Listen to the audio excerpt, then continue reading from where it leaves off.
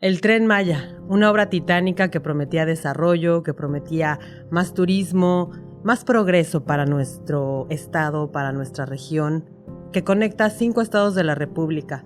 Hablemos entonces de la neta del Tren Maya.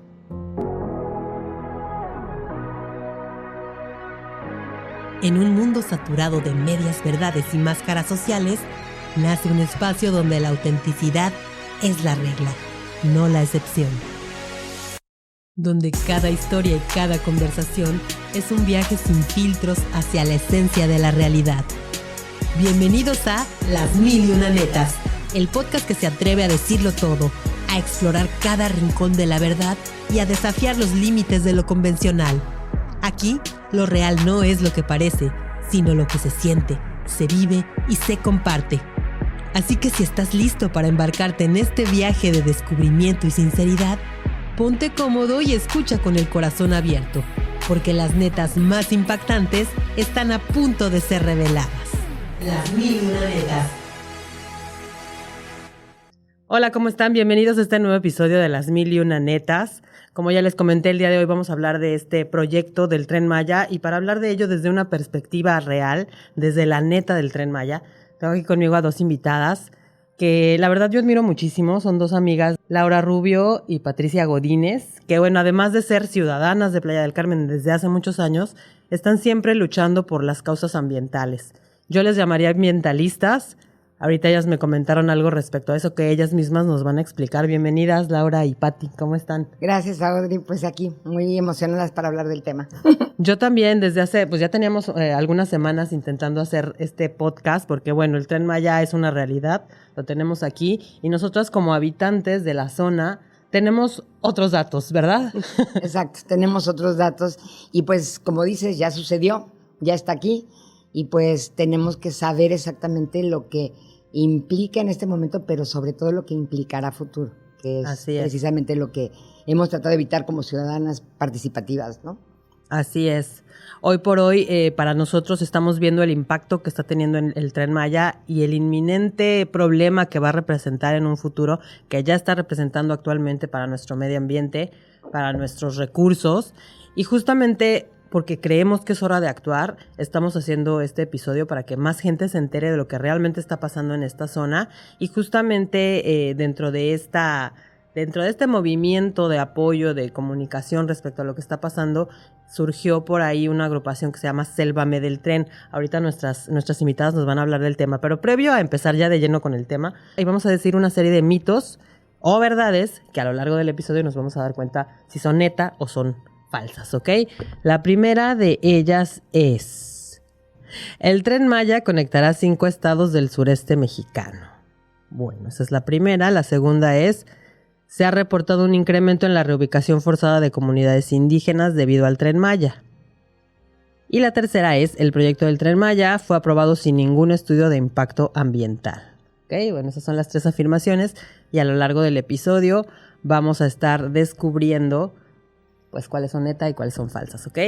Y bueno, para empezar, ya les había comentado acerca de esta asociación que se llama Sélvame del Tren. Me gustaría que me dijeran qué es esto. Cuéntenme un poquito de ello.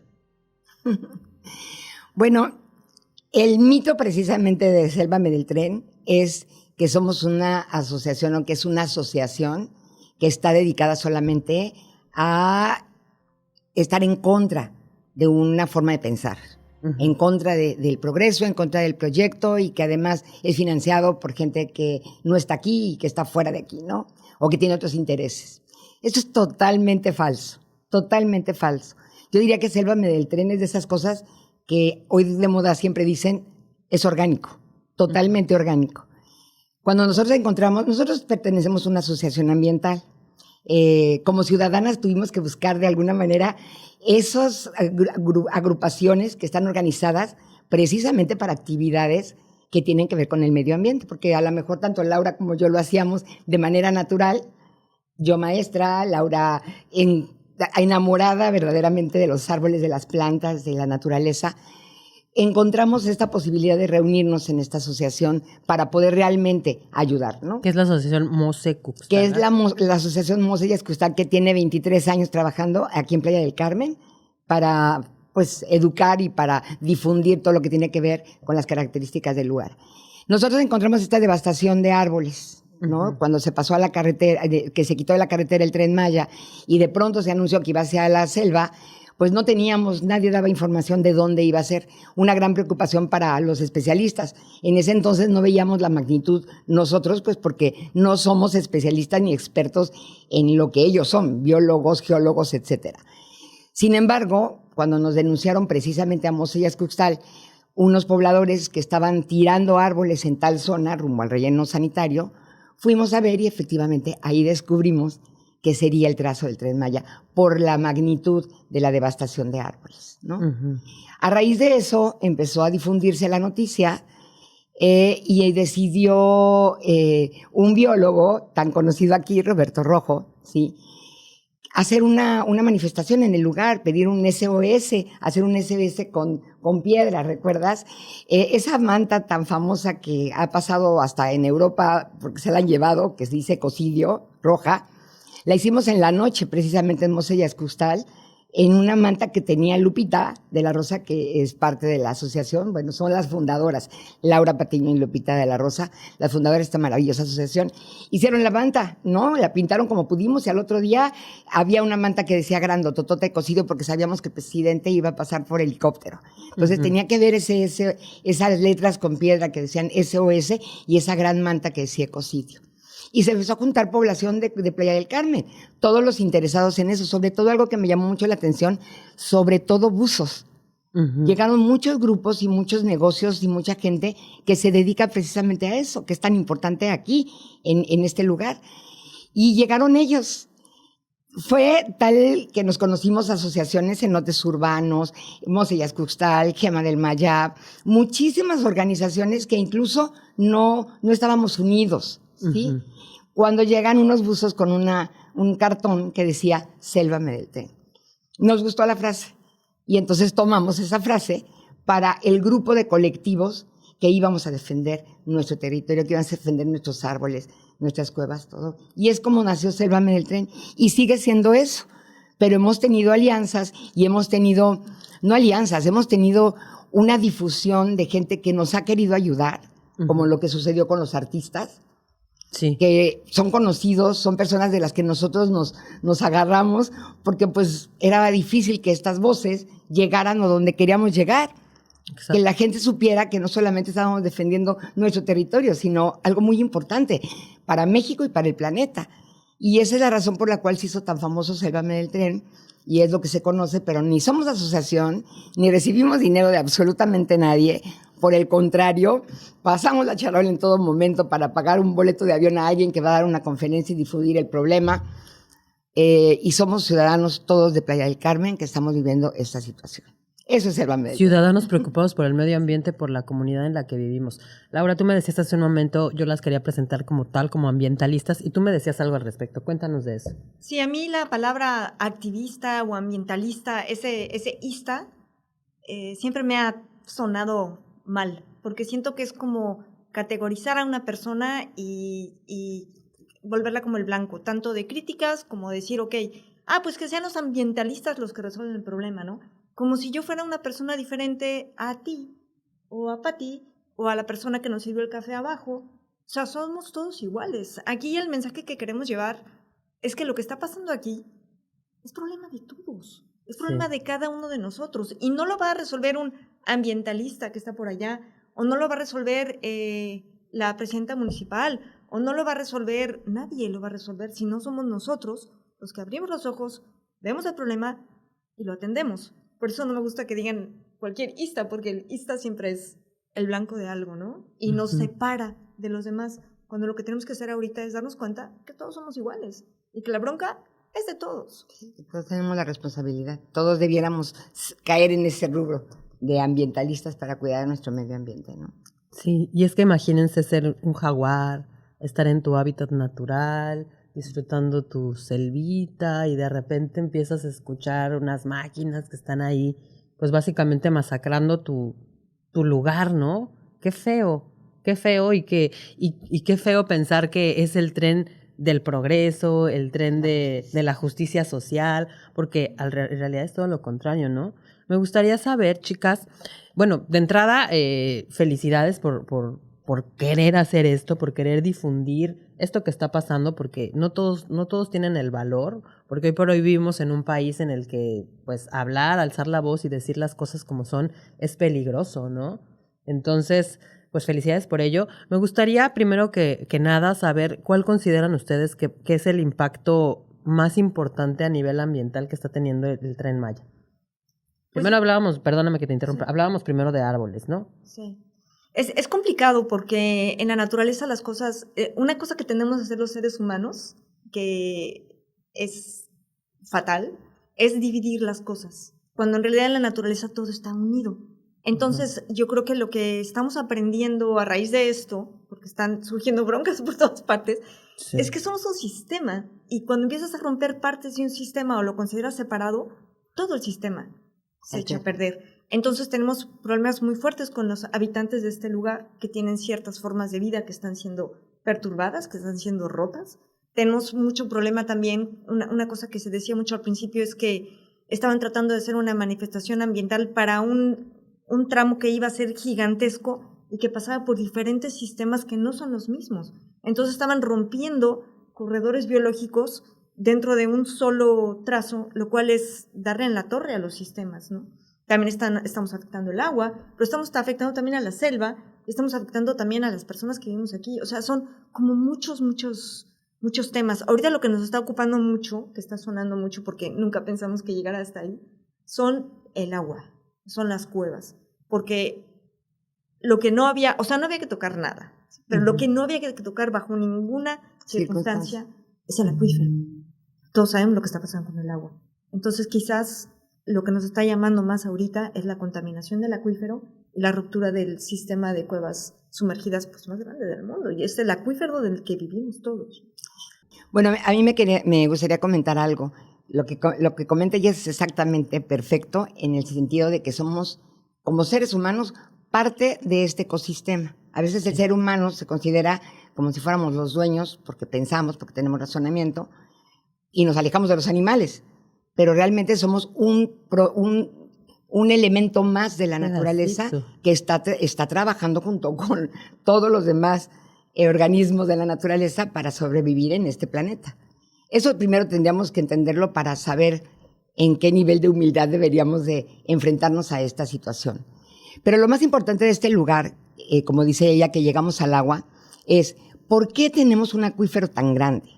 ¿Por qué aquí está acumulado un reservorio de agua potable tan impresionante, que es el segundo más importante de la República Mexicana, de nuestro país, pero uno de los más importantes del mundo? ¿Sí? Precisamente escuchaba el otro día que comentaba una persona que había un pronóstico de que en 40 años todos los seres humanos íbamos a depender del agua de los suelos kársticos. Me enchinó la piel.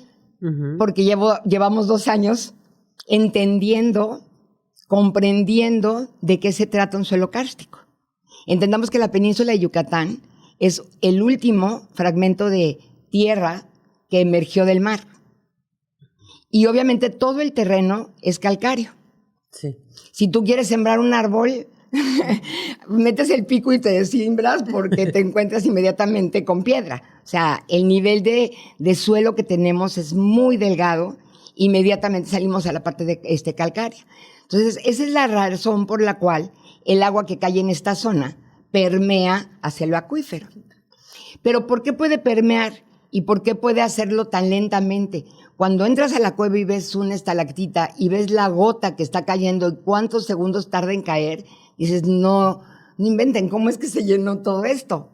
Porque son millones, tanto de estalactitas y de formas de permear el agua, como millones de años, o como miles o cientos de miles de años, ¿no?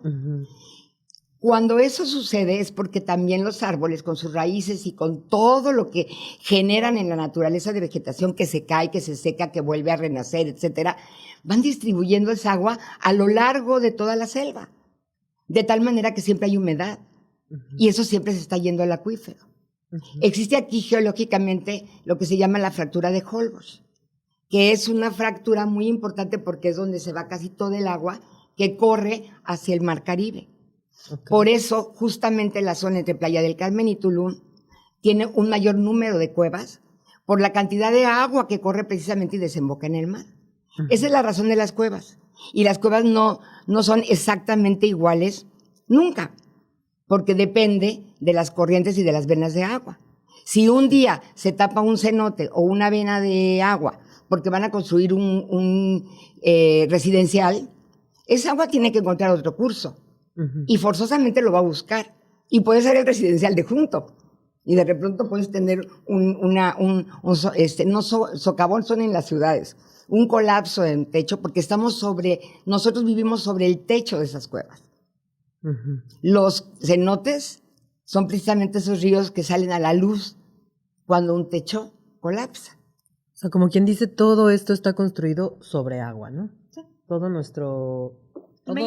Imagínate que somos un queso gruyère con una capita delgada que es sobre lo que estamos parados, y esas capitas de repente se deshacen, se colapsan y se caen porque el suelo es permeable y se fractura y se rompe y se va moviendo, se está moviendo todo el tiempo. Por eso hay que el hoyo en la carretera y tal cosa. Exactamente. Sí. Y con los cambios de temperatura, con el agua, además más ahora con el cambio climático que está habiendo temperaturas diferentes, se está moviendo todo el tiempo. No podemos saber qué va a pasar. Y los colapsos son de forma natural, pero cuando nosotros impactamos con máquinas, con aplanadoras, con peso, con vibraciones y con el imaginario de ver pasar a un tren sobre en alto, ¿no? En un segundo nivel, por encima de todas esas cuevas, me parece que es un poco atrevido sentirnos que podemos lograrlo, porque finalmente, de entrada, es cierto lo que dices, eso no es un mito, no, eso es una afirmación, no hay estudios sobre la manifestación de impacto ambiental de lo que iba a pasar. Han ido encontrando desafíos naturales a lo largo de esta construcción. Por eso es que justamente en este pedazo han tardado tanto tiempo, porque devastan una zona y se dan cuenta que se encuentran un techo o una cueva que tiene un techo como de 20 metros. Y es imposible pasar al ras del suelo. Y es imposible poder hacer otro pilote para pasar. Y tienen que darle la vuelta. Entonces tú puedes ver aéreamente que tenemos caminos del tren de repente desviados y de repente retomados en otra parte. Es una tragedia. Es como si, no sé, tú tuvieras un terreno y fueras a hacer una casa y la persona que te va a hacer la casa empezara a improvisar. Y te dijera, ay no, ahora va a ser aquí un poquito más grande. Ay, es que hay una cueva y se te va a caer. ¡Chin! Se te cayó el baño. A ver, lo vamos a volver a hacer aquí. Ay, te voy a necesitar más dinero porque fíjate que lo que íbamos a hacer aquí lo vamos a hacer así. Ya no se va a poder. No se va a poder con la noticia. Ay, ¿sabes que ya no se pudo? Ay, búsquete otro terreno porque aquí no se va a poder hacer. Y mientras tanto ya se devastó esa área. Exactamente. Y por eso ha habido el crecimiento en los costos, porque han ido improvisando. No se iban a poner esas pilas o pilotes. De hecho, no están en las manifestaciones de impacto las hicieron porque las perforaciones. Sí. Y alguien decidió que tenía que ser a 25 metros. Así no. No todas las cuevas. No todas las cuevas tienen 25 metros. O sea, puede ser que estés haciendo una columna que abajo tiene, según ellos ya encontraron un piso, pero abajo hay otra caverna. Esa columna está flotando y la que sigue no sabes. O sea, no sabemos en lo profundo de las cuevas y los agujeros que hay abajo. Digo, agujeros porque no son agujeros, son cavidades gigantescas. Y todas las columnas son del mismo tamaño. Sí, y además algo también muy importante es que cuando meten esa máquina, que estar ahí abajo y ver el sonido y ver cómo...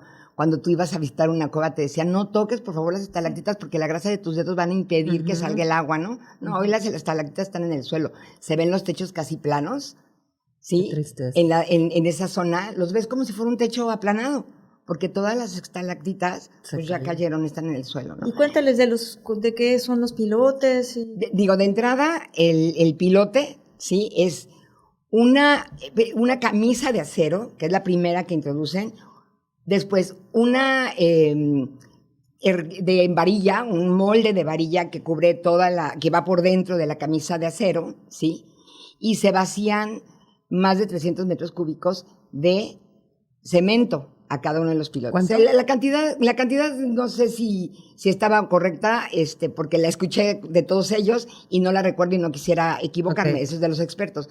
Pero es una cantidad inimaginable porque son 25 metros de un pilote que es gigantesco y entra el cemento. Supuestamente esa camisa de acero tendría una protección, o sea, una cubierta precisamente para evitar la corrosión del acero, pero no les ha dado tiempo. Y lo que hemos descubierto precisamente es que todas son solo camisas de acero. Obviamente, el único pilote que alcanzó un buzo, ¿no? Precisamente de este grupo de buzos de Sélvame del Tren, que se unieron a esto, que tiene su propio grupo, ¿sí? Descubrió que se rompió una camisa de acero, que casi no hay cemento dentro del pilote, porque todo se derramó a lo largo del acuífero. Entonces tenemos la evidencia del cemento en el fondo. Se ha presentado en video, en imágenes, y también vemos cómo la camisa se ha reventado completamente. Ese es donde alcanzó ese buzo. Pensemos cómo están casi 15,000 que hay en este momento. No hay una tecnología para saber cómo están. No sé si sean capaces ellos de ir buceando por cada uno de los pilotes para checar que no estén reventados, que no les haya pasado lo mismo que pasó con este piloto. Y digamos, ese acero que ahorita se está distribuyendo, ¿qué va a provocar? Pues corrosión. Sí, lo tocas y se deshace completamente el óxido. Es más, esos pedazos de óxido ya los puedes ver en el fondo, porque si te recuerdas, una cueva es totalmente blanco el sedimento. Sí. ¿No? Por el calcáreo. Y de repente ves esos lunares anaranjados por muchos lados, que desafortunadamente si los mueves tantito, se distribuyen de una manera impresionante en todo el agua.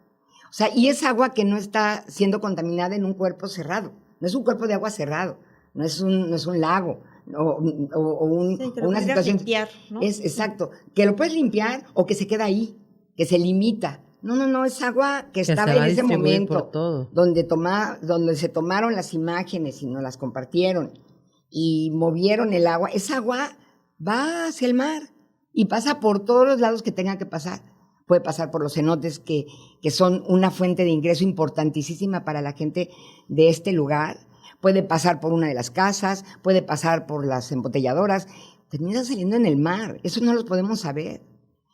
Tal vez no vamos a poder distinguir exactamente el aceite, porque además hay aceite. Tú pones la mano en los pilotes y sales completamente también llena de aceite, no solamente de óxido. Entonces todo eso se está yendo ahí y tal vez no lo alcancemos a ver como si fuera en este momento un aceite así detectable. Pero vamos a empezar a darnos cuenta que el agua está turbia, que no es el agua cristalina a la que nos acostumbró este lugar. El agua cristalina, prístina, que tenían estas cuevas. De la que dependen los jaguares, todos los animales de la selva, los árboles, las plantas, de donde toma el agua Aguacán, de donde tomamos, lo único que hacía era clorarla. Y yo no sé qué van a hacer ahora con esa agua, porque ni siquiera sabemos qué tipo de contaminantes tiene, porque no hay transparencia en la información. Entonces no sabemos con qué están contaminando el acuífero, pero lo están contaminando. Y ahí tenemos las pruebas y es real. Es real lo que está pasando. Desgraciadamente no hay información. Y todo este proyecto se ha hecho con prisas, sin estudios, sin nada ejecutivo, sin ni siquiera mitigación. O sea, hay algo que nos está preocupando también muchísimo, que es otro tema, que es que ya anunciaron que este es un tren que pretende cargar diésel y gasolina. Obviamente nos preocupa mucho. Se va a hacer recarga. Nos preocupa el peso del tren con gente o vacío, imagínate con carga. Que se vaya a caer con personas y vayan a ver. Imagínate que se caiga con personas, haya daños a las ya personas. Se descarriló apenas, ya se descarriló. Y se caiga y se vierta el contenido de los trenes con aceite y gasolina en el acuífero. Se acabó el destino. O sea, no hay manera de limpiar eso. Todo eso va a ir permeando todas las cuevas. O sea, matas el destino. O sea, y el destino te hablo porque quizás es lo que nos llama la atención, pero matas la selva, matas el ecosistema, matas lo que está vivo aquí. O sea, sin estudios, sin un proyecto de, ok, si pasa esto, que normalmente los permisos tienen también mitigación. O sea, tienen que tener, si llega a haber este accidente, vamos a hacer tal cosa. Si llega a pasar esto, nada de eso existe. Si llega a haber un accidente, van a decir, pues total, ¿no? Ese ya no es nuestro, como dijeron algunos por ahí, ¿no? Es muy grave lo que está pasando. Por eso estamos pues muy preocupados y tratando de que la gente vea lo que está pasando realmente. No hay un precedente de un tren de esa magnitud que tenga la visión a futuro de cargar en un solo cástico. No existe en el mundo eso. Y el tema de quién lo construyó, cómo lo están construyendo, queremos pensar, porque si no fuera así sería una gran irresponsabilidad. Queremos pensar que por lo menos saben lo que están haciendo y por lo menos saben en qué momento parar. Esa es una esperanza que tenemos, porque más allá de que la persona que lo ordena le pueda faltar información, puede entender de qué trata este suelo kárstico o puede entender qué es lo que pudiera pasar, más allá de que no tiene la obligación ni siquiera de entenderlo o saberlo. Existen instancias que se encargan de proteger todo esto. Para eso existen estas secretarías, estas instancias de cuidado del medio ambiente, que además se supone que son administradas o son dirigidas por especialistas. Entonces son ellos los que autorizan o no autorizan proyectos que pudieran ser un riesgo, tanto para las personas como para los trabajadores, que eso ha sido terrible, saber un mundo de accidentes que han pasado para gente que ha venido a trabajar de Chiapas, de otros lados, y que han tenido que regresar a sus pueblos lastimados, mutilados, o incluso con una enfermedad de la mosca chiclera, que al principio no la contemplaron, tiraron los árboles zapotes, ¿sí?, que son el chicle, y obviamente se incrementó la población de mosca. Y la mosca chiclera produce una enfermedad bastante grave que puede llegar a la muerte, ¿sí? Tienes que seccionar completamente la herida. Seccionarla en el sentido de quemarla. En la cara, o sea, hay personas y tienes que quemarla, para que no se extienda en tu cuerpo. Y decía una señora de una comunidad maya, hizo bien el doctor en ponerle, porque nos comentó un biólogo que le pasó y que le pusieron nitrógeno alrededor para quemarle todo durante mucho tiempo. Hicieron esa situación hasta quemarle completamente esa zona. Y dice, me cuenta mi abuelo que cuando los chicleros les pasaba eso, con lo que sellaban o marcaban a sus animales, con eso era como se curaban las mordidas de la mosca chiclera. Digo, esa es una situación que no estaba contemplada y que, como dicen, no hacer caso a los científicos finalmente te lleva a una situación como esa, ¿no? Sí, y justamente el Tren Maya es un proyecto que no se avaló de estas instancias que ustedes están diciendo, sino que simplemente, vamos a hacerlo. Si en Europa hay, si en todos lados hay, pues aquí, ¿por qué no va a haber? Exacto, ¿no? exacto, porque la gente lo ve así, porque es un medio de comunicación muy bueno, porque es un medio de transporte eficiente para algunos que tal vez lo hemos usado. Lo vemos desde esa visión, sí, pero no lo vemos. Sería padrísimo que un día yo me suba y llegue a Palenque. Sería padrísimo que yo me pudiera subir y que de repente quisiera ir a Campeche. Por supuesto que nosotros mismos lo veríamos como algo muy bueno. Pero cuando uno habla de lo que significa esa comodidad de transportarme de un jalón a Palenque contra lo que está significando para la vida de los seres de los animales aquí, de la flora aquí y de la vida de los seres humanos. Porque estamos hablando de árboles, estamos hablando de agua, estamos hablando de especies que son paraguas para nuestra misma especie. El jaguar es una especie paraguas para muchas especies. Tengo una experiencia increíble de que comentando precisamente a un periodista de esta situación, estábamos en esta entrevista cuando oímos el rugido de un jaguar. Yo, como estaba hablando, me continué. Sí lo había escuchado, pero pues yo seguía hablando. Que era parte de pero inmediatamente sí parte de toda esta situación. Pero de repente la que sí se asustó fue la periodista. Y entonces paró y dijo, ¿escuchaste? Y dije, sí, un rugido. Y me dice, sí, claro, un rugido. Y de repente, ¡wow!, otra vez, ¿no? Entonces, está grabado y lo pudimos, el señor dijo que a lo mejor no lo podíamos encontrar porque era un micrófono que evitaba los alrededores, porque incluso él no lo había escuchado, y cuando pudieron bajarlo en su estudio o cuando hicieron la edición y demás, me hicieron favor de mandarme el video en donde aparece ese rugido, ¿no? Entendamos que el jaguar al encontrar sus cuevas tapadas, donde ellos toman agua, tienen que acercarse a donde la encuentren. Y empiezan a acercarse a zonas de pobladores. Y bueno, a nosotros nos va a meter un susto. O a lo mejor nada más lo vamos a ver pasar porque ellos se asustan también de nosotros, o sea, más de nosotros, ¿no? Sí. Pero los pobladores que tienen animales, que tienen sus gallinas, que tienen sus pollos, que tienen sus puercos, terminan matándolos. porque van y se comen sus animales. Los animales que han sido atropellados por tantos camiones, que también en la carretera ha sucedido durante años desde que estamos invadiendo este lugar, pero que ahora cada camino que han abierto para entrar a lo largo de todo el tren, camiones, materiales, han matado a los animales pequeños o los animales que habitan se llama pavo de monte, el cereque, N cantidad de animales, incluyendo el pecarí, ¿sí? Esos animales son el alimento de los jaguares, el alimento de estas especies. Entonces, obviamente, entre menos población haya de estos animales, el jaguar está necesitando mucho más acercarse a lugares donde, pues, finalmente terminan atropellados en la carretera, ¿no?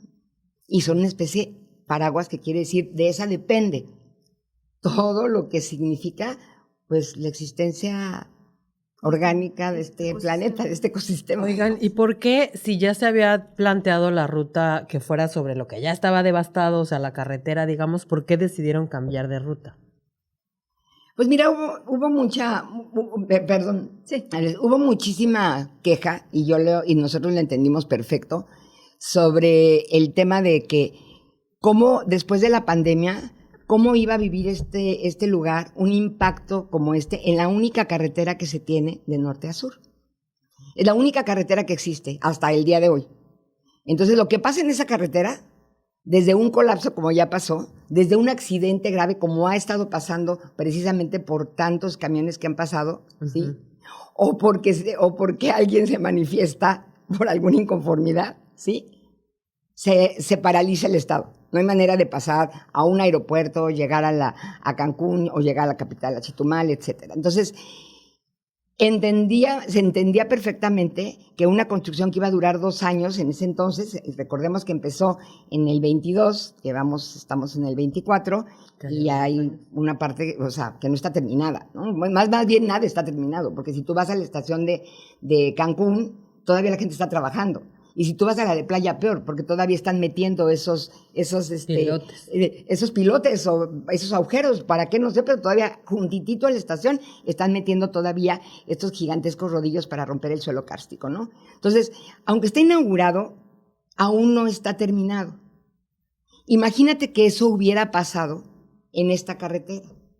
Pero yo lo que quisiera decir es que al final se trata de un problema de planeación. Porque igual cuando iba a pasar por la carretera, no tenía planeación. Cada semana surgía, ahora tienen el nuevo proyecto, y surgía una fotografía en las redes sociales de cómo iba a ser. Y luego veían que había un pequeño problema, porque resulta que, no puede llegar hasta ahí porque ahí no cabe y no ajusta, entonces vamos a hacer, y surgía otra imagen, y surgía otro proyecto. Y ya habían ahí quitado todos los árboles. Desde el principio no hubo planeación. Fue meter a fuerzas algo que no cabía aquí. La gente de aquí queríamos, ¿sabes qué queríamos? Había queríamos un tren ligero, queríamos un tren eléctrico que conectara, ahora sí, por medio de la carretera, a todos los hoteles. Desde Cancún o incluso más allá, hasta Tulum, hasta Chetumal. Un tren eléctrico, ligero, que nos llevara, que nos transportara, que no tuviéramos que tomar transporte peligroso, caro, que nos hiciera la vida más fácil a todos los habitantes de aquí. Eso queríamos. No un tren pesado que iba a romper todo, no. Pero trataron de encajar a fuerzas esto, porque a alguien se le ocurrió, y el resultado ha sido un desastre. Realmente no es algo necesario, ¿no? No, la verdad es que no. Necesario es tener otra vía alterna de movilidad, sí, para que de alguna manera podamos ir soportando la sobrepoblación que está llegando a un lugar que tiene una densidad que está siendo rebasada. Y explica cómo esto no soluciona el problema del transporte, porque las estaciones están lejísimos, ni siquiera nos va a servir. Vamos a necesitar otra carretera. Y en términos de velocidad, pues tampoco, porque no es más rápido, ¿no? Que un carro, que un camión. Pues acaba, creo que de hacer 5 horas o 6 horas. Es más lento, creo. O sea, imagínate que tú eres un turista, de verdad. Llegas y tienes pagado tu transporte al hotel. Jamás tienes que tocar tus maletas. Casi nada más las tomas, se las entregas al del transporte que te lleva a tu hotel, pasas tu semana ahí, el del transporte te vuelve a ver al aeropuerto. Ahora imagínate que te dicen, no, tienes que agarrar tus maletas y tienes que subir al tren Maya. Agarras tus maletas, las subes al tren. No, pero el tren tiene que ir del aeropuerto a la estación. De la estación bajas tus maletas, tomas un taxi. El taxi te va a llevar al hotel. ¿Cuánto te va a costar y cuánto tiempo vas a...? Obviamente nadie lleva tu... Y si se para el tren, porque no hay los suficientes trenes, además, no hay las suficientes vías todavía libres. Absolutamente. Entonces se para el tren 4 horas porque se descompuso en la nada, como ha pasado en esta última semana, pues te quieres morir si eres un turista, Claro, porque se te ve el avión. ¿no? Y tampoco está la gente vendiendo cosas, la gente de los pueblos vendiendo cosas adentro del tren para pensar que puede hacer una justicia social. No entiendo cuál es la justicia social. Este lugar ya recibía el turismo que ningún otro lugar en el Caribe. Sí, no era Éramos el necesario. destino número 1. Ujú. A México este lugar le daba un gran ingreso de divisas por el turismo. Pero este lugar tiene una capacidad limitada en todos los sentidos, pero sobre todo en servicios públicos, en agua, en drenaje. Está siendo alterado un ecosistema precisamente por el exceso de turismo masivo y además se intenta volver a meter, ¿sí? Y que ya están haciendo, ahora las casitas ya son edificios. Sí. Entonces, todo eso es materia orgánica. Todo eso es un desecho que necesariamente va a tener que ir a dar al mar. Y no hay drenaje. Es increíble que sepamos que todavía en Playa del Carmen, y sobre todo en Tulum, hay zonas que no tienen drenaje, que se están yendo directamente al acuífero. Ay, Dios mío. De donde hacen sus agujeros para sacar el agua, en esos mismos agujeros tiran los desechos. Entonces, imagínate las cuestiones, todas las enfermedades. O sea, es como construir sobre algo que no está hecho todavía. Sí. Y querer hacer más y más y más. Les comentaba hace ratito lo que decía una persona de una población maya que decía, es que no tanto, es como un perro rabioso. ¿A qué le tienes más miedo? El tren es igual. ¿A qué le tienes más miedo? ¿Al perro rabioso o a las garrapatas que trae? Casi a las garrapatas. Las garrapatas son los desarrollos inmobiliarios en exceso que están saliendo. Desgraciadamente hay una especie de percepción de que este es el Eldorado, en donde todo el mundo va a venir a hacerse rico, y hay que vender todo lo que sea como sea, lo más rápido posible, porque al final lo que es triste es que la gente sabe que es muy frágil, entonces va a durar poco, entonces hay que vender muy rápido, porque después ya no se va a poder. Entonces hay una Sobre especie todo de quien vende locura, y quien ¿no? invierte aquí, pues no vive aquí. Entonces no vive la situación como tal. No lo ves. Las autoridades tendrían que pedirle a todos estos complejos empezar a dar proyectos que sean más amables con la tierra, o sea, que sean más amables con el medio ambiente. Perdón que te interrumpa, pero yo le diría a cualquier persona que quiera comprar aquí, que te digan qué va a pasar aquí dentro de 10 años. Que ¿Qué? te digan qué va a pasar en tu casa dentro de 10 ¿Y años. qué va a pasar? Pues, No sabemos. para empezar, no va a haber agua, o va a haber mucha menos agua de la que tenemos ahora. De por sí ya la escasez de agua es un problema mundial. Ya en es, todos lados. y además ya es ahorita. Ya es ahorita. Sí, ya es ajá. ahorita, no sé si te has dado cuenta, es época de sequía, esto es cierto, 2, 3, 4 meses que a partir de es época de sequía, pero hoy más que nunca están más secos los camellones de fraccionamientos, de todo, de banquetas, porque no hay agua suficiente. Inclusive está lloviendo menos. En donde yo vivo han tenido que meter cuatro pipas en esta semana para llenar la cisterna de todo el condominio, que no sabemos cuál es la razón de que el suministro esté tan bajo, pues porque están, yo creo, teniendo ya problemas en cuestión de cantidad, ¿sí? Entonces, eso lo estamos viendo, lo estamos ya viviendo hoy. Sí, y yo creo que... Y entonces es un poco, perdón, nada más, incongruente pensar que mientras en otros lados está habiendo una guerra por el agua, mientras en otros lados ya hay gente desplazada por el cambio climático, aquí el agua más pura que existe en el planeta, que ha sido filtrada por este suelo milagroso y maravilloso, ¿sí?, está siendo contaminada con aceite y óxido. Es algo como alucinante. Es algo como que uno no lo puede pensar. Perdón. Sí, es muy fuerte y yo creo que es como, ahorita ya sabemos que el agua que estamos sacando del acuífero apenas está, o sea, estamos ahorita en un equilibrio. Pero si vamos a crecer, vamos a entrar en estrés hídrico. Estrés hídrico es cuando sacas más de lo que el acuífero puede reponer.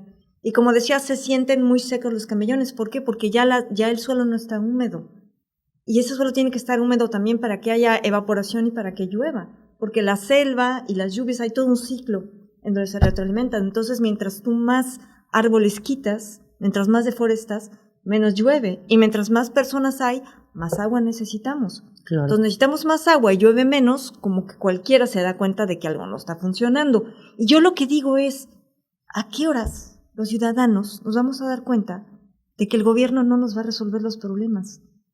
Y de que los ambientalistas no nos van a resolver los problemas y que nadie nos va a resolver los problemas.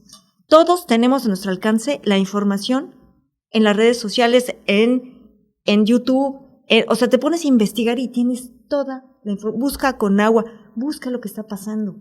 Tenemos que involucrarnos, porque este es donde vivimos y donde van a vivir nuestros hijos. Y si no lo hacemos nosotros, no lo va a hacer nadie. De verdad que se van a ir y nos van a dejar con la bronca a nosotros. Entonces nosotros tenemos que educarnos, tenemos que exigir que en las escuelas se hable de los temas de sostenibilidad, que quiere decir que nuestros hijos van a poder vivir donde nosotros vivimos, que no va a ser un desastre que vamos a tener que salir todos corriendo, quién sabe a dónde. No quería interrumpirte, al contrario, quería que les dijeras por qué no pueden sembrar esos millones de árboles frutales aquí en lugar de los que acaban de quitar en la selva. Para empezar, trata de sembrar. Ese sí es un mito, ese sí es un mito y esta es la verdad. Te reto a que siembres aquí un naranjo y sobreviva. No hay tierra. Te reto, no, además, un manzano, ¿no? O un peral. O sea, los árboles que necesitamos aquí son los árboles de aquí. Porque los árboles no son ornato, ni son para los seres humanos. Los árboles son para la fauna que vive aquí. ¿De dónde creen que se alimentan los animales? O sea, ¿ellos tienen un Oxxo? No, ¿verdad? Los animales se alimentan de las semillas, de los frutos, de los árboles de aquí, porque ellos son de aquí. Entonces, de eso comen. Entonces, si tú cambias esos árboles por otros, uno, se muere la fauna.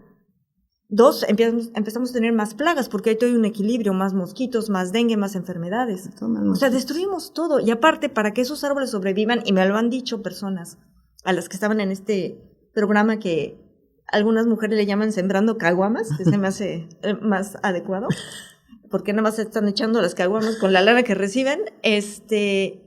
Lo que pasa con esos árboles es que como no se dan aquí, tienes que echarles muchísimo fertilizante y muchísimos pesticidas, y aún así no logras que sobrevivan y se secan. Pero como después te van a dar más lana para volver a sembrar, pues no te importa. O sea, que hubo gente que taló sus terrenos, que quemaron sus terrenos para poder entrar al programa de Sembrando Vida. ¿Cómo puedes entender eso de Sembrando Vida cuando ya estaba sembrado? Sí, había que conservar eso. Pero iban a recibir dinero para eso y ni siquiera pudieron instalar un riego adecuado.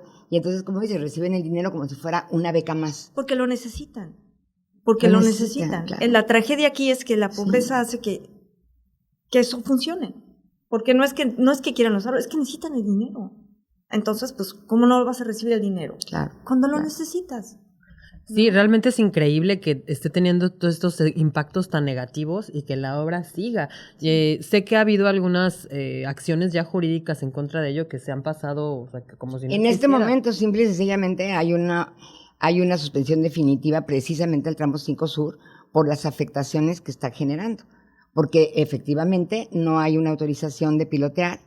Efectivamente están encontrando muchas subsidencias o incidencias en el tramo, muchos problemas en el tramo, y entonces el juez mandó una orden, después de mucho tiempo, por ahí una abogada me dijo, cuando la justicia llega tarde no es justicia, y tiene toda la razón, porque al final del día esta obra ya casi está terminada en su obra negra, pero terminada, ya el impacto sucedió, ya es irreversible. Hay gente que nos dice, bueno, a ver, dime, si se hace algo, ¿se podría lograr revertir este problema? No, hay más de 15,000 pilotes ya incrustados en el acuífero. Eso se está, hay corrosión ya, hay impacto ya, las cuevas están abiertas, esos organismos que vivían en la oscuridad absoluta ya tienen ventanas, porque hay algunos agujeros que quedaron abiertos, que seguramente le van a poner una plancha o una coladera, porque no les funcionó, se les fue, entonces abrieron uno junto. Entonces, así como hay pilotes que ya quedaron, hay también agujeros que probaron y no quedaron, y también quedaron frágiles, ¿no? Entonces, toda esta situación ya no es reversible.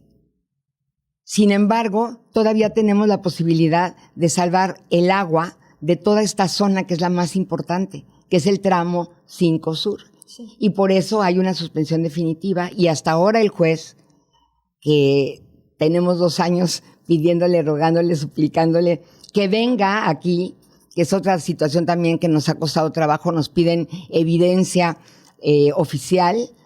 Desafortunadamente los notarios han estado muy ocupados y no han podido dar una fe de hechos de lo que está pasando. Entonces no tenemos quien apoye a esta comunidad de ciudadanos para realmente llevarle al juez algo oficial y decir, mira, sí está pasando, cuando sabe que está pasando, porque sí, porque lo ve, porque ve los videos y le lleva a la gente, los abogados que están, les lleva continuamente esto. Los abogados trabajan de a gratis, ¿no? No hay dinero de por medio para esta necesidad de defenderse. No hay dinero, ni lo tenemos nosotros, y los abogados lo han tomado como una responsabilidad también de ellos, porque son ciudadanos también de este lugar. Entonces van ellos solos y pues nos cooperamos para la gasolina, para las hojas de copias, porque piden un montón de copias y se llevan a Mérida, y eso es lo único que podemos ir solventando. Pero no pasa nada, ya está la suspensión definitiva y ellos siguen, al contrario, haciéndolo con más prisa. Existiera. Sí. Y haciéndolo con más prisa. ¿Y qué se puede hacer? Pues ahorita detener. Lo que estamos pidiendo es que se detenga. Que se detenga y que se evalúe realmente de manera transparente. La calidad de agua. ¿Qué es lo que está pasando? Uh-huh. Y bueno, yo siempre creo que los seres humanos somos increíbles y que tenemos capacidades muchísimo más allá de lo que pensamos. Si logramos que los ciudadanos, logramos que detengan esta obra, que se evalúe y que haya especialistas que vengan a ver qué se puede hacer, quizás logremos revertir algo o por lo menos detener la contaminación. O sea, sí se puede. Nada más necesitamos la voluntad de decir, ok, alto, ya. Ok, ya hay un tramo que está funcionando, vamos a dejarlo así, ¿no? Yo no quiero meterme, yo no sé qué esté pasando en los demás tramos, porque donde yo estoy es en este. No puedo decir que los demás tramos estén bien, yo no lo sé, pero lo que sí sé es que este no está bien. Y podemos detenerlo. Entonces ahorita, alto y evaluación de lo que hay. Y vamos todos los ciudadanos a decir, ¿qué está pasando allí? ¿Por qué esto está afectando mi vida? ¿Por qué va a afectar mi vida? Tengo que verlo. Tengo que atreverme a ver lo que está mal. Y de ahí, pues, llamar a especialistas a ver cómo podemos corregir. Sí, porque entre más voces se unan, pues más fuerte va a ser ese grito, ¿no? Sí, sobre todo la gente de aquí a lo mejor no quiere escucharlo, pero nos está pasando. Y cuando vienes a un hotel y te la pasas increíble en el hotel y solamente ves hacia el mar, ¿sí? Dices, pues, no te imaginas lo que hay detrás de ti. ¿Por qué está el mar así? Nadie sabe que es por la selva. El mar es precioso y es único en el mundo. Pero, a ver, si nos llega otra época de sargazo como nos ha llegado, la gente corría a los cenotes. Uh-huh. ¿Por qué? Porque era imposible estar en la playa. Sí. Entonces, pensemos que también la playa tiene un problema desde hace 7 años importante y que cada vez va a ser más. Entonces, si nos llega una oleada masiva de sargazo, la gente va a correr a los cenotes y cuando llegues a los cenotes y los veas turbios y no puedes ver esa agua tan cristalina o se baje el acuífero, porque además nosotros ya cuando fuimos a una cueva pudimos pasar por debajo ya a otra cavidad que no se había podido ver porque tenía agua y entonces la conocían quienes se aventaban el apnea a llegar.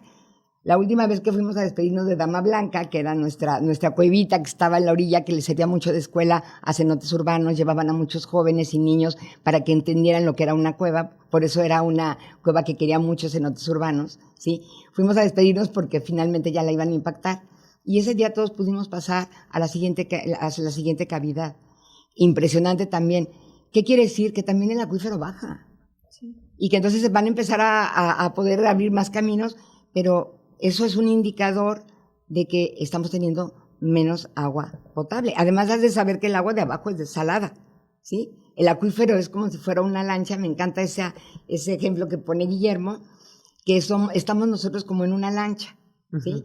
Uh-huh. Tú vas en una lancha, tienes tu agua, pero te encuentras un náufrago y se sube a tu agua y le vas a dar agua porque estás rodeado de mar. Y se sube otro náufrago y también le compartes agua. Pero llega el momento que se suben muchos y lo único que traías tú de agua potable para tomar ya no es suficiente. Aunque estén todos aquí rodeados de agua, ya esta agua se acabó porque fuimos muchísimos los que estaban, a los que salvé, ¿no? Eso es precisamente la península de Yucatán. Una lancha que está encima de un océano enorme, ¿no? De agua de mar, y lo pueden constatar porque hay algunos cenotes que ya se sienten salados, ¿no? Uh-huh. Que ya hay plantas, por ejemplo, ayer me impactó que hay una planta que estaba preciosa y como que está poniéndose fea y me dice el señor, lo que pasa es que el agua está trayendo mucha sal. Hay mucha situación salobra, entonces te quedas así como diciendo, es que es cierto, Lo primero que va a pasar cuando nosotros tengamos problemas de agua es que no vamos a regar los árboles ni las plantas, porque o la tomamos nosotros o regamos a las plantas. Y sin las plantas, pues tampoco podemos tener agua. Pero los animales, pues viven de eso, ¿no? No va a haber quien les compre ahí su garrafón, ¿no? Exacto. Y lo que decías hace rato es que pensamos que aquí el impacto va a ser con los humanos, ¿no? Pero no nos ponemos realmente a pensar que todo viene desde la naturaleza, árboles, plantas, subsuelo, todo. Y todos nosotros los seres humanos estamos vivos gracias a todo eso, ¿no? Sí. Y si eso se muere, pues no va a haber turismo. Nosotros siempre ven, ay, que el turismo, no sé qué. Exacto. Al no final va a es lo menos importante. Ahorita ya mucha gente se va a Punta Cana. O sea, mucha gente está yéndose a otros lados por N cantidad de factores. No nada más porque la carretera está llena de baches por los camiones. Hay una serie multifactorial que está haciendo que este lugar pues no sea visto por lo internacional, que era lo que venía de jardinero. Ahorita hay más turismo de otro tipo que está llegando a está cambiando lugar. También. Pero esta que decías de la naturaleza me parece importante. Siempre decimos, tenemos que cuidar la naturaleza. Tenemos que cuidar la naturaleza, hay que cuidar la naturaleza. No, la naturaleza se cuida sola. Ella se adapta a los cambios. Ella va a seguir existiendo, el planeta va a seguir existiendo el tiempo que el sol quiera que viva, ¿no? Exacto. Ella se adapta, con el tiempo se va a adaptar. Los animales también se adaptan por especies, porque esa es su tarea, ¿no? Incluso ir muriendo para que llegue, es más, cediendo su vida para que continúe su especie. Los árboles se sacrifican, de verdad que es para llorar, o sea, es impresionante. El amor que hay en la naturaleza es increíble. Por eso es muy fuerte estar allá abajo y ver eso. Y ver que ya no hay pajarito, y ver que ya no hay águila ciega, que ya no hay pececito. Es muy impresionante. Yo creo que estamos en un momento aquí, porque mucha gente dice, es que eso ya pasaba antes. Pues claro, las cosas han estado mal aquí desde siempre. Claro. No ha habido respeto a la naturaleza desde que empezó este destino, pero las cosas han empeorado y estamos ahorita en un momento en el que de verdad tenemos que hacer un alto todos y decir, ¿qué estamos haciendo? Díganme si sus coches tienen insectos cuando salen a la carretera. No, ya no hay. Ya no hay. Cierto. Cuando yo iba a Chetumal había muchísimas maripositas que a mí me daba cosa porque a veces estellaban porque yo tenía que ir a Chetumal a hacer trámites de una escuela y entonces yo llegaba a Chetumal y llegaba con maripositas Sí. Ahora no, ahora llegan limpios, perdón. Sí, no, es un momento hacer un alto y decir, ¿qué estoy haciendo? ¿A dónde vamos? ¿No? Y algo que estábamos platicando hace rato es que muchas veces cuando estamos tratando de hacer estas cosas siempre somos bien poquitos. Somos bien poquitos y somos los mismos. Y nos huyen. Es bien difícil. Porque solo contamos lo malo. ¿Por qué no les importa? ¿Por qué no les importa si aquí vivimos todos, no? Y algo que estaba platicando también con Pati hace rato es que hay todo un asunto con respecto al dolor por lo que está pasando en el mundo. Porque el cambio climático es una realidad. Pero es tan doloroso pensar en eso, que de verdad nuestro planeta se pueda morir, que mejor nos distraemos. Sí, fíjate que a mí me pasó eso. Es demasiado fuerte. Pero si no lo vemos, no podemos hacer nada. Entonces, pero nuestro planeta no se puede morir. O sea, me refiero a quienes vivimos en el planeta. Sí, los humanos somos los que nos vamos a morir. Lo que significa. Como le llamamos, ¿no? Es nuestro hogar, es nuestra casa. Y se está muriendo esa casa, la casa de nosotros. Entonces es muy doloroso y para no verlo mejor no tocamos estos temas. Por eso muchas gracias por tocar este tema. Pero sí lo tenemos que hacer. Y en medida en que abramos los ojos, aceptemos el dolor de lo que está pasando dentro del agradecimiento de que estamos vivos y que aquí estamos. Y entonces aceptamos el dolor que está pasando, pasamos por ese dolor que sí está gacho, pero no hay manera de saber lo que está pasando en el subsuelo si no te metes a la cueva. Y sí, claro, lo que vas a ver no te va a gustar. Te metiste, lo viste, ¿y ahora qué haces? Sales y dices, amigos, vamos a hacer algo porque está pasando esto. ¿Y saben qué? Vamos a hacerlo por amor. Vamos a hacerlo por amor por la vida. No vamos a hacerlo por odio, ni por rencor, ni porque no sé qué hizo. No, vamos a hacerlo por amor a nosotros y a nuestros hijos. Y vamos a hacerlo por amor por esta tierra tan hermosa que nos acogió y nos da vida. Y vamos a hacerlo con gusto y vamos a darnos la mano y vamos a hacerlo todos juntos. Eso es lo que tenemos que hacer. Y atrevernos a tocar estos temas y que en la escuela se hable sobre lo que hay debajo del suelo en Quintana Roo. Porque eso es lo que nos da vida. Y que en la escuela se hable sobre lo que podemos hacer. Y que haya expertos y que haya ciencia. Hay ciencia ciudadana aquí, que haya más inversión en ciencia, porque somos fantásticos y lo que están haciendo en otros países, Lo podemos hacer aquí, los mexicanos somos unos chingones. O sea, sabemos muchas cosas, somos súper inteligentes, pero necesitamos las herramientas y el dinero en investigación y en ciencia para poder mantener este lugar tan maravilloso y tan sagrado. Voluntad de quien toma decisiones. La voluntad de quien toma decisiones en el lugar donde está. Primero analizar qué pasa realmente en el lugar donde está. ¿A qué podemos aspirar y a qué no debemos aspirar, aunque sea bueno para otro tipo de intereses? Porque es la base, como dice Laura, de la vida, ¿no? Sí. Roberto tiene una plática hermosísima que te habla del mapeo que hizo de cenotes urbanos, porque la misma autoridad no tenía idea cuántas cuevas existían sobre abajo de Playa del Carmen, ¿no? Playa del Carmen, en cuántas cuevas estaba sostenido. Y él tiene un trabajo desde 1990 y tantos de ir mapeando todos los cenotes que hay en la ciudad y ver en qué condiciones están, porque un cuerpo de agua que está abajo de una pollería no te explico cómo está. Un cuerpo de agua que está abajo de una carnicería no te quiero platicar cómo está. Ya viene teniendo desde hace muchos años un impacto, porque somos una zona urbana, ¿no? Pero esta plática, cuando terminas de saber lo que hay debajo de ti, yo recuerdo haberme acostado, porque más fue en pandemia, entonces pues había mucho tiempo de reflexionar y nos dedicamos a ver conferencias y demás. Cuando él dio esa conferencia, yo me acosté esa noche y dije, ¿cuántos animales están pasando ahorita debajo de mí? ¿Cuánta vida hay allá abajo? Seguro una dama blanca, una anguila ciega, murciélagos. Es cuando haces conciencia de dónde estás. Yo también fui una turista inconsciente. Yo también llegaba aquí a broncearme para llegar a México, bien bronceada, y solamente veía hacia el frente.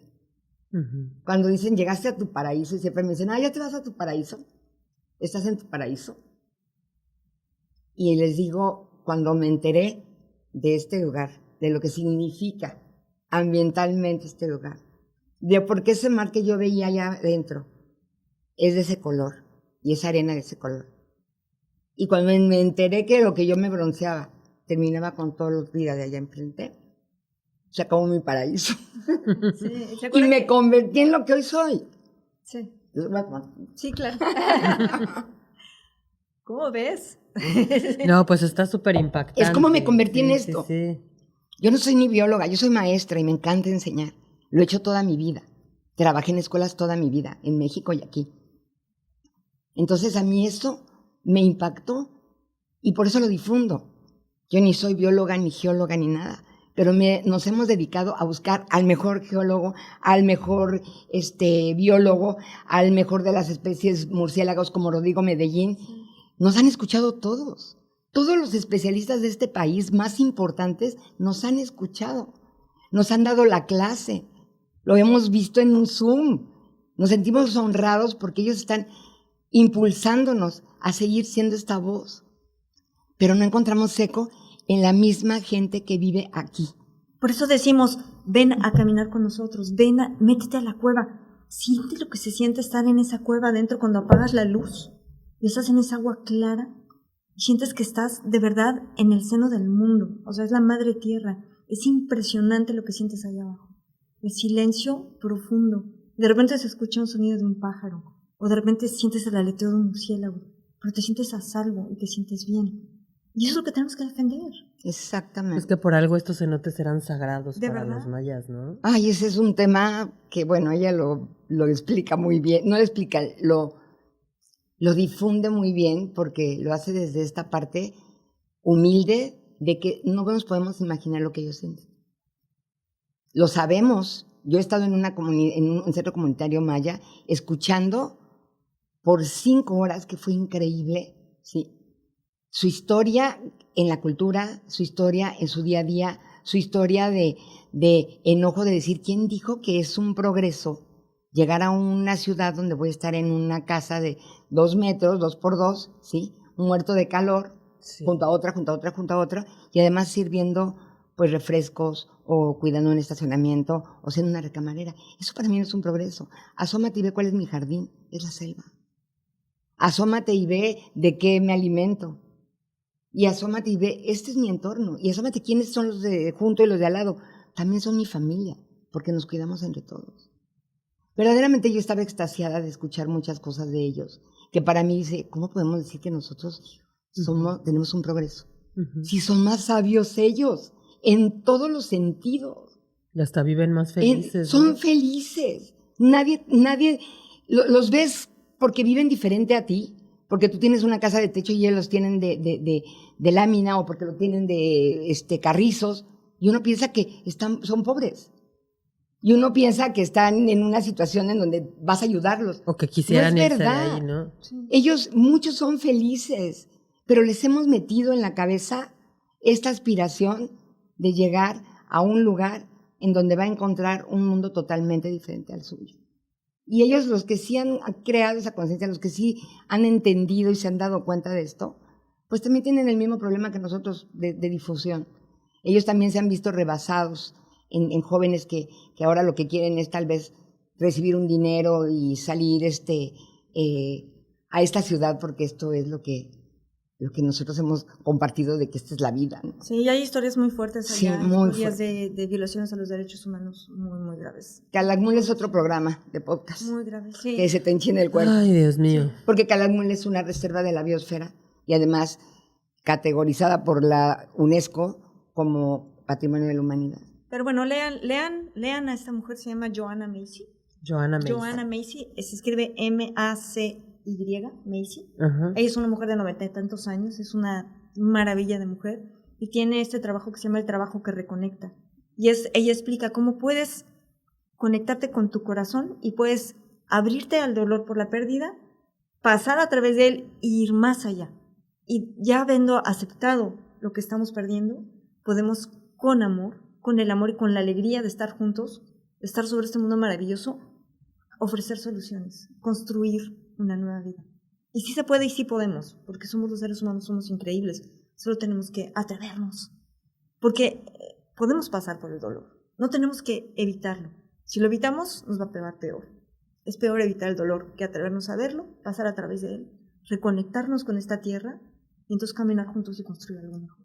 Porque el dinero no nos va a pagar el agua que no exista. No va a servir para nada. No va a servir. Ya pasó en Monterrey el año pasado y perseguíamos un camión con mi hija que vivía allá, un camión de Coca-Cola para ver si le quedaban los garrafones de agua potable.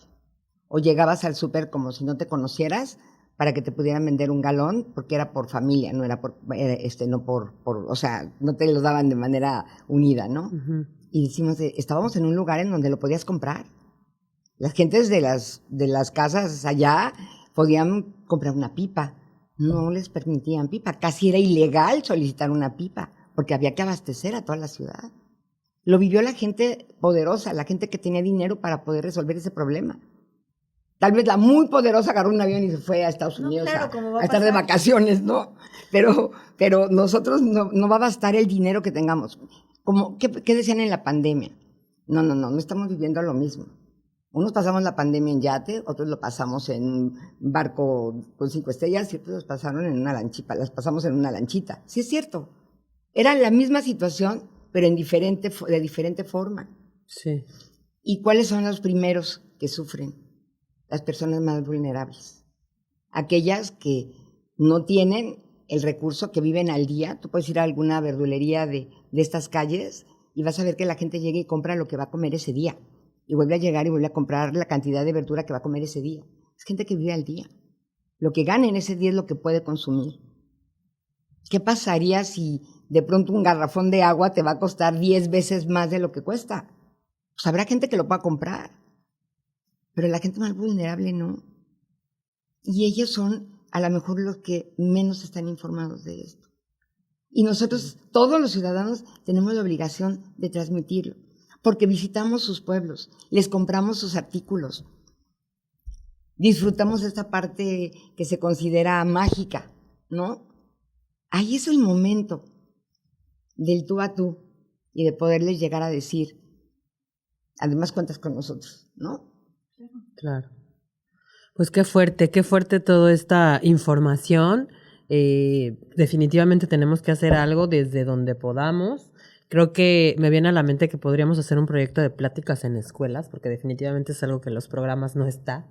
¿no? Entonces, quizás empezar con algunas pláticas en donde se pueda explicar a los niños, que son el futuro, si es que lo hay, pues de todo esto que está pasando, ¿no? Sumarnos a estas actividades que ustedes hacen para, pues, levantar la voz, ¿no? Y ver qué se logra hacer. Yo les agradezco mucho que hayan estado aquí, pues, platicándonos todo esto, que la verdad a mí me deja así como peor de impactada. O sea, chequen las redes sociales de Sélvame del Tren. Sélvame del Tren. En Twitter, está en En Twitter están subiendo muchísimo. Sélvame, se llama Sélvame MX, porque bajaron la cuenta de Sélvame del Tren, pero ahora es Sélvame MX. Y pues los más fuertes, Cris No, que está en Twitter, Pepe Urbina, el Tiburón, Guillermo de Cristi, Roberto Rojo, suben muchísima evidencia. De hecho, ahorita hay gente que está allá en Calakmul, también van a subir evidencias. Entonces, son gente a la que tenemos que cuidar. Son gente a la que tenemos que proteger también, porque se están arriesgando y se están jugando todo.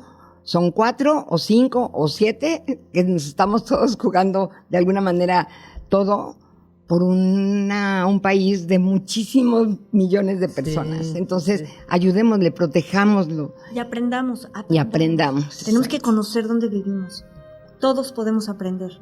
Ahí hay muchísima información. También si les gusta los cenotes urbanos, es un proyecto precioso de ciencia ciudadana. Hay mucho donde aprender. Nada más hay que echarse al agua. Pues ese que es el desafío de esta semana. Tenemos un desafío cada semana en este podcast y el desafío de la semana va a ser eso, aprender dónde estamos parados, ¿no? Hablando a nivel naturaleza. ¿De qué depende? Claro. ¿De qué dependemos? Vamos a aprender un poquito de esto, vamos a estar compartiendo videos al respecto, información al respecto, redifundiendo estas cuentas de estas personas que nos acabas de decir. ¿Nos repites los nombres, por favor? Es Guillermo de Cristi, Cris Nolasco, que es Cris No en Twitter, Roberto Rojo en Twitter y Pepe Urbina, que es el Tiburón, que son los que más evidencia tienen, los que están todo el tiempo metiéndose en las cuevas y buscando situaciones que de alguna manera nos puedan servir para ver si el juez Adrián Novelo en Yucatán se apiada de este lugar del agua, porque también le va a tocar, él es de Valladolid, entonces también le va a tocar, y empieza a hacer justicia con esto, porque él por oficio podría mandar a un ministerio público a constatar que la obra sigue trabajando pese a que hay una suspensión desde el mes de enero. Sélvame MX. Sélvame MX, vamos a difundir toda esta información para ver si logramos algo, para ver si logramos parar esta obra que pues está representando un ecocidio que ya hoy por hoy, como ustedes lo mencionaron, es irreversible, pero pues no queremos que siga avanzando más. Y nunca, nunca pierdas la esperanza, porque tú eres la esperanza. Ponte activo, ponte a investigar y actúa. Pues muchas gracias, chicas, gracias por estar aquí. Ya, bueno, de los mitos y las netas ya nos dimos cuenta que juntaron todas. Que no es el tren del progreso, para nada, al contrario. No es el tren de la justicia social, porque no hace ninguna justicia, al contrario. Ajá, el tren se hizo sin ningún estudio de impacto ambiental y pues bueno, por donde lo vean, no es un proyecto que realmente nos vaya a beneficiar, todo lo contrario, ¿no? Muchas gracias, chicas, no sé si quieran decir algo más. Yo quiero agradecerte porque ha sido muy pocas las personas que se han atrevido a tocar este tema por muchas situaciones. Entonces, de verdad, muchísimas gracias por abrir tus micrófonos para esto y por tener el interés y el valor de decir, duele, pero le entramos. Sí. Muchas gracias. Sí, pues gracias a ustedes y vamos a ver, como les digo, yo quiero pues lanzar este proyecto de difundir la información con los pequeños, ¿no? Creo que es bien importante. Tropicalizar el tema de ciencias de sus libros. Ajá. Al lugar donde viven, ¿no? Exacto. Y hay muchísima forma de hacerlo, como dijo ella, de cenotes urbanos, los niños pueden ir los domingos a limpiar cenotes o a conocer una cueva, a ver de qué dependen las estalactitas. Es algo bellísimo, la verdad, el lugar donde estamos parados. Sí, y luego es triste la falta de interés, porque de hecho yo con Laura yo ya quería llevar a mis alumnos de prepa y pues como que no hay interés, ¿no? Por parte tampoco de... Es miedo. Tal vez. Es miedo que reviste. Y también hay que tener en cuenta, con lo de tus alumnos, a mí me parece que los maestros como tú tenemos que insistir. O sea, tenemos que hacerlos llevar y vas a hacer un proyecto y se va a tratar de esto. Así que o vas, ¿no? Pero con la mayor parte de gente aquí es un hecho de que trabajan. Trabajan todo el tiempo. Ni siquiera se enteran. Sí.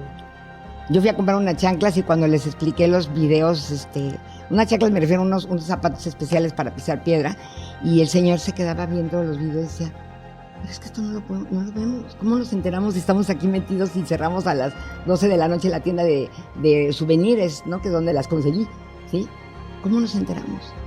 Ese es el problema. Hay mucha gente que trabaja muchísimo aquí, muchísimo, y es muy difícil que aprovechen esos lugares, que los conozcan, que aprendan y sobre todo que hagan conciencia. Entonces eso también es una situación. Pues sí, no hay otra que mayor difusión, por lo cual, por favor, compartan este episodio, escúchenlo, difundan la información si lo escucharon y no lo quieren compartir, háblenlo, compártanlo. Y pues bueno, muchísimas gracias por escucharnos, por vernos, y nos vemos en el siguiente episodio. Gracias a ti, Audrey. Gracias.